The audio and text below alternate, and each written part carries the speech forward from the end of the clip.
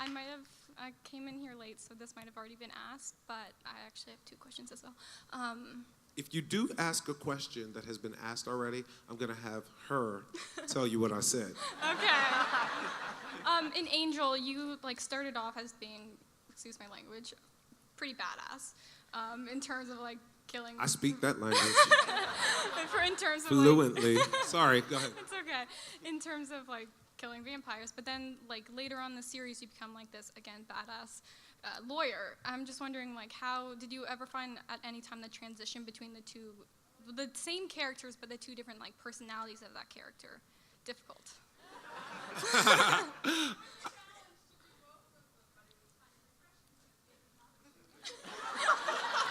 Wow. Damn, that was good.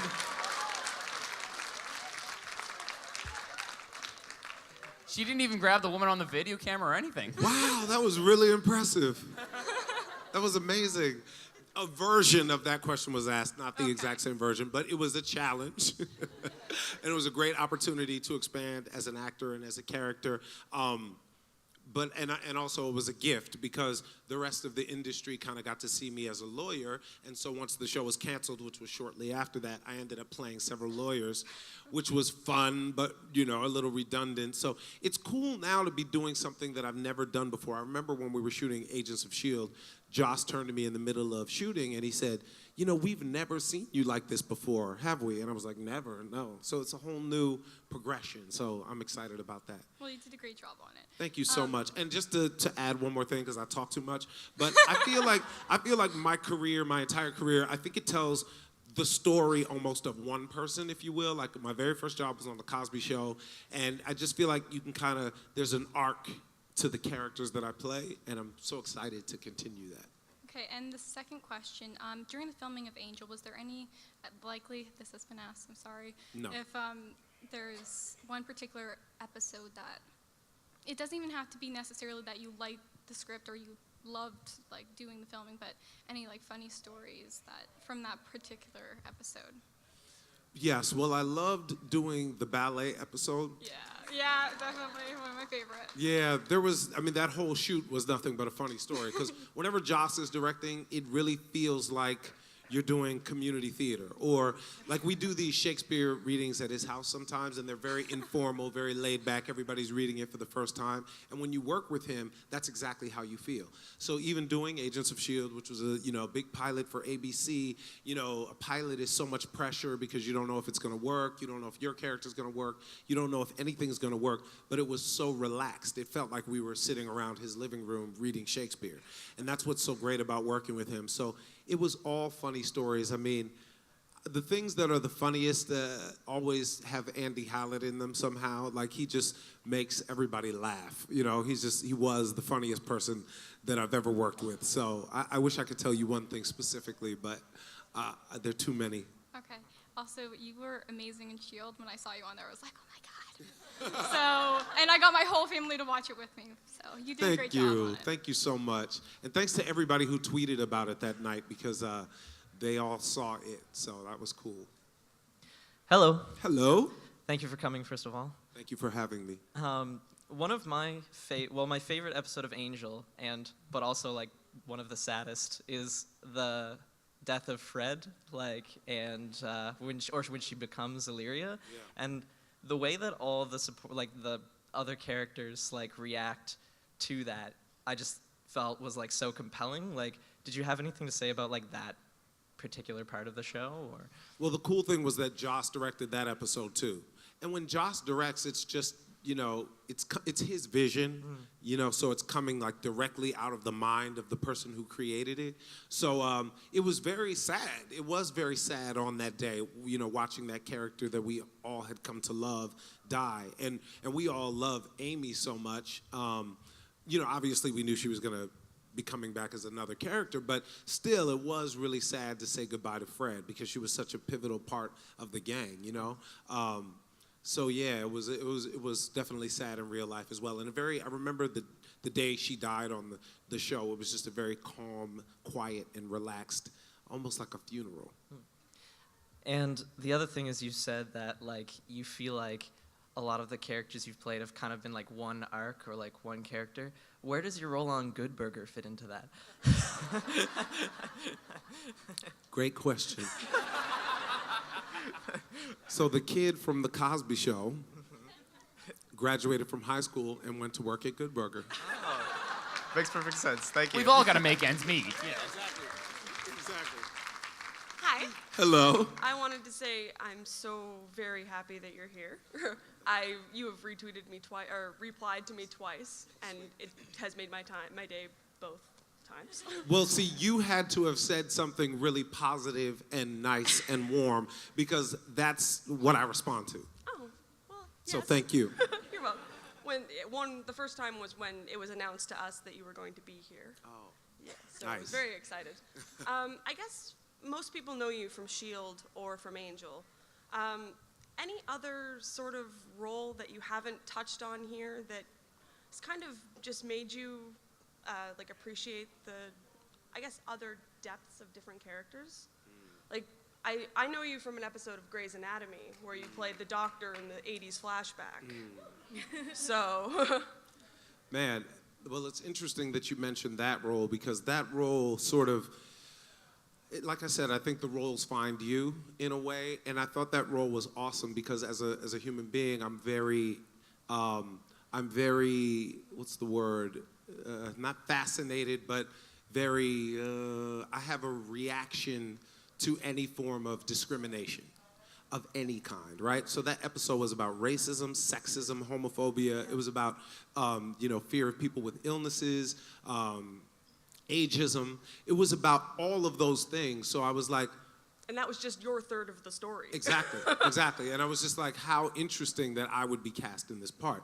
And what else makes it really, really interesting is that 1 year before that, the actor who I played, James Pickens Jr., I was at the NAACP Image Awards at a luncheon, and he walked in the room, and I turned to the young lady I was with, and I said, that is the coolest man I've ever seen. I said, that guy is just so cool.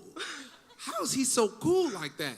And then a year later, when I was cast to play You played him in the 30s, or when he was 30. Yeah, exactly. And I was just like, wow, maybe I'm a little cool too. I absolutely think so, just in case you were wondering. Thank you. I also did a play called Space once too, that I played an alien. I played a bike messenger who was a part-time rapper who was physically abducted. He was, what's it called when somebody comes into your body? Possessed. Possessed by an alien. And I was like, oh, I was born to play this role too. I get to rap and I'm possessed by an alien. And I'm the hugest Star Wars fan known to man, so I'm all about it. So it was just great. Oh, we got some Star Wars fans? Oh, you got some on stage here. Oh, nice. Oh, yeah. Now we just need to figure out how we're going to get me in the next Star Wars movie. What's that? I know, I rode in the elevator with him. I thought that was a good omen. But the movies take place after... Yes. Interesting story about that, too. I grew up in an all-white neighborhood, and whenever we'd play Star Wars, I always had to be Lando. I was like, why can't I be Luke? I want to be Luke or Han Solo. And if they were feeling generous, they let me play Chewbacca, which is really fucked up. Excuse me. Pardon me.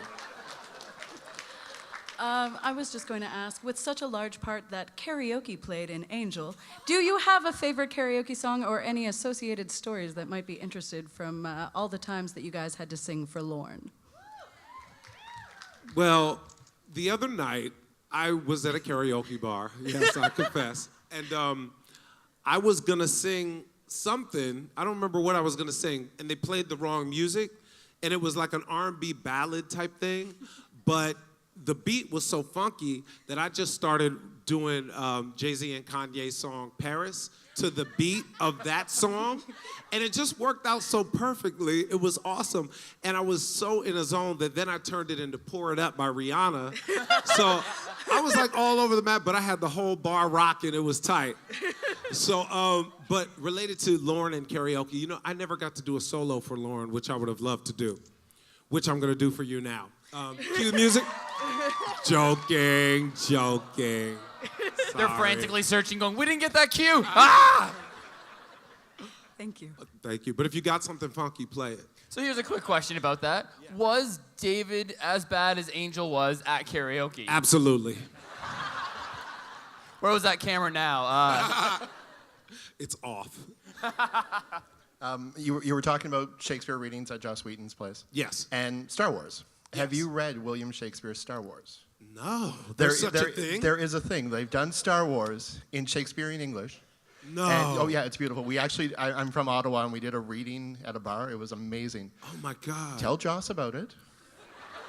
Film it. And send it to JJ. It'll be solely no. It's one of the most amazing things you could ever read. That sounds amazing. Yeah, so. Useth the Force, Luke.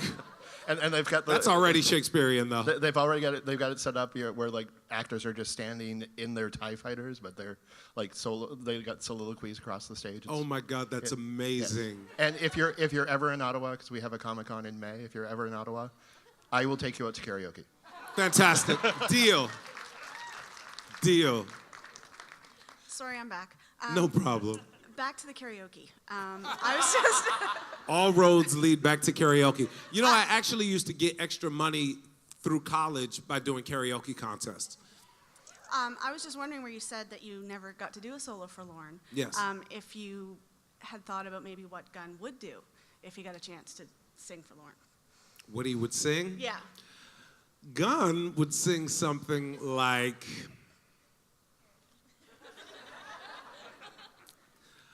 well, honestly, it's funny because I think he would sing something like Ribbon in the Sky by Stevie Wonder. Something, because he's kind of sappy on the inside. He's got like so much heart that he would love a song like that.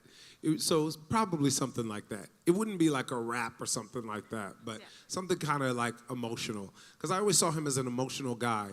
Or he'd sing like We Are Family by Sister Sledge. That's what he would sing. Because for me, his entire, like I always say, from day one of playing Gunn to the last day of shooting, which was the scene in the alley with the you take the 10,000 on the right, I'll take the 10,000 on the left. That was the last scene that I shot as Gunn. And so between that day and the first day I started, my objective never changed, which was I need family. And so it just never changed. Awesome, thanks. Thank you. I'm also back again. Hello. Hi, I came up with another question after I sat down. In the comics of Angel, after that final scene in the alleyway, which you just mentioned, which was a perfect segue, thank you. Nice. Gunn, in that, spoilers for anyone who hasn't read that, Gunn becomes a vampire. What? Yeah. I'm joking. It happened. Hal-Con.